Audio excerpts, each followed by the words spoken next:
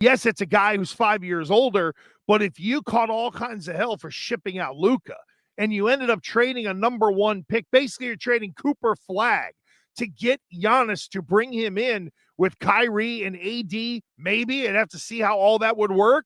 That's pretty enticing for a general manager who they wanted to burn in town square 2 weeks ago. Very interesting. If I'm forced to answer it on Tuesday, May 13th, if I'm Nico Harrison, who probably still has to be smiling. Oh, he's got a boner. You have to think that if he could do it over again, he would handle it differently. Even if he moved Luka, maybe he talks to some other teams or whatever that may be. Yep. But I believe that given that he traded a 25-year-old player who was an all-NBA player, first team, the opportunity to get a young guy at whatever type of rookie deal it is, even if he's number one, I think it'll be too sweet to pass up. And is there not a crystal clear number one pick in this year draft where there isn't always and hasn't always been in the last several years, perhaps, right? So I look at a guy like Banchero in Orlando, who is incredible. I think it's Cooper Flagg to Dallas. I like the fit of Cooper Flagg. Look, if you're asking me, would you rather have Giannis for the next couple of years or Cooper Flagg with this roster? I would even maybe have to think about it. I think Cooper Flagg is going to be great right away. Now, I would say this. I think the real winner in the draft was actually San Antonio. Yes, Dallas ends up getting Cooper Flagg, but if you're San Antonio, you got Stephon Castle last year. You have Wemby down there now. I know that Greg Popovich is hurting physically. He's still around and a part of that organization to be able to be a part of interviews with these two Rutgers kids. Or, to your point, Jay, does Nico Harrison just say, F it, I'm going to get a young player. This is going to be my franchise guy for the next 15 years. And if you're San Antonio, do you then say, oh, thank you, we'll then send the number 2 pick and other assets, because San Antonio also has the 14th pick in this year's draft as well. But I bring that up to say, could Giannis end up in San Antonio playing with Wemby and Castle, and then you go get yourself a veteran free agent, and the next thing you know, you put together a really unique, big, long starting lineup.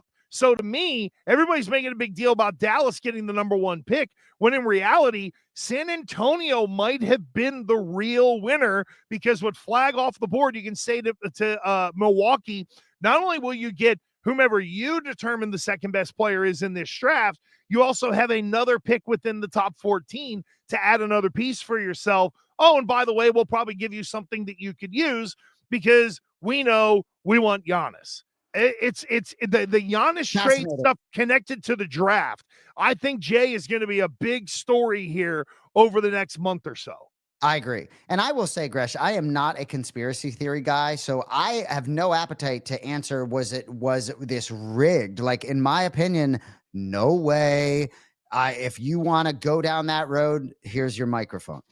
Yeah, I'm not huge into the lottery being rigged, but the NBA also doesn't help itself by not being just a little more transparent in the process, right? Like when the Celtics were going for the number 1 pick a bunch of years ago, I learned a lot about kind of how, so they draw that thing like 45 minutes before they even go to air so that it can be checked and all that stuff, right? So like, if I remember correctly, they sent Tommy Heinsohn down there, did the Celtics in what was, whatever in the aughts that they sent him down there. And Tommy's like texting back being like, yeah, we got this pick. And everybody was devastated before you even watched it, because it was, those people in the room were kind of figuring it out. And it's like, don't say anything. Bro, that's before the gambling age. I mean, can you imagine, right? I mean, that information came your way back in the day. The San Antonio Spurs had to have crazy odds. I think they had pretty crazy odds. I know Robinson might have been hurt, but anyway. It's nuts. I'm really happy, actually, that Dallas won, because it really is interesting. And for those of us that are Bostonians that don't root for the Los Angeles Lakers necessarily and feel as though Dallas got fleeced, I'm happy that I'm telling you right now, if that roster is healthy with them bigs and you put Cooper Flagg in there, gosh, he feels like he would fit absolutely brilliantly, right? How much more effective is Klay Thompson as, dare I say, is he your 6th man? Wow. I think that could be a great team.